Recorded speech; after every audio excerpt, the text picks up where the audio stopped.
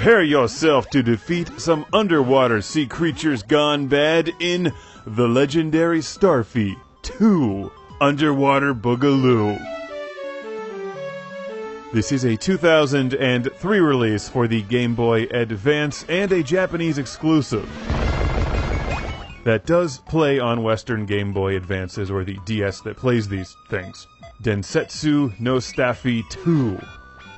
The second game in the legendary STARFY series, which is very similar to the first game, except it has some slightly more interesting level designs and better platforming.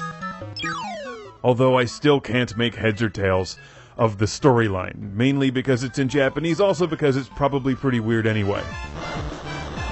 Apparently there's a breakdancing competition gone bad, a vase is knocked over, and somebody knocked up Mrs. Turtle.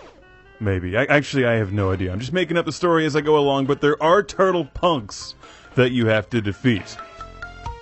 That's right, kids, there's turtles with spiky hair that need a beat down.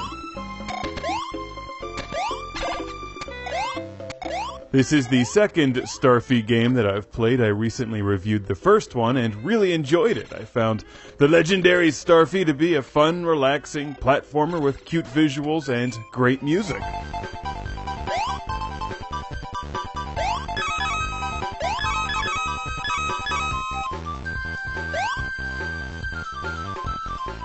This is pretty much more of the same. It's not a terribly challenging game, but it is slightly trickier than the first one. But if you've ever played a video game before, especially an old-school platformer, you'll have no trouble getting through the legendary STARFY. The challenge is collecting everything. All those little black pearls or whatever those things are. You collect them and then you can buy STARFY photographs and collect outfits and stuff. It's a cute game. If you're not into terribly challenging games, the legendary STARFY is just pleasing. And the legendary STARFY 2 just continues a good thing that the first game started. While I can't read Japanese, I had no trouble getting through the game. You don't have to make serious decisions. It pretty much guides you where you need to go.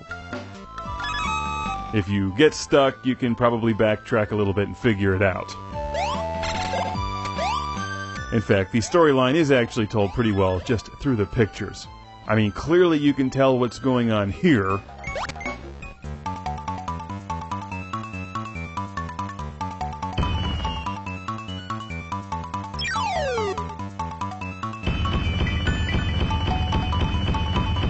Right, Mr. Clam was frozen and only the breakdancing, hot tub enjoying sea monkeys can save him.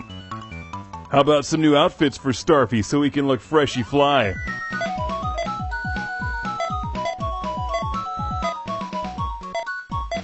There we go. I like the one that has his name on it. And I like the game. It's cute, it's fun. It's Densetsu no STARFY 2. The legendary STARFY 2.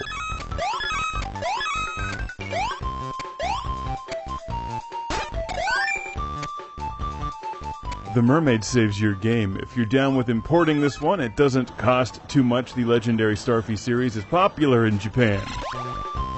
So there's a lot of them, but for some reason these earlier STARFY games just were not released to the West. Probably because Nintendo figured correctly that a spinning star fighting sushi would terrify Americans. Which it does. Seriously, I haven't slept since playing this. I just have nightmares of spiky-haired sea turtles and ill-tempered microwavable spring rolls.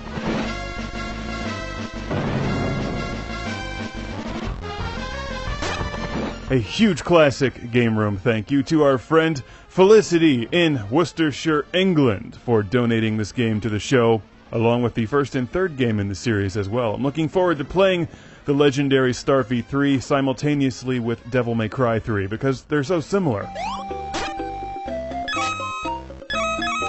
It's colorful, it sounds good, it's a nice game. It's the legendary STARFY 2 for Game Boy Advance.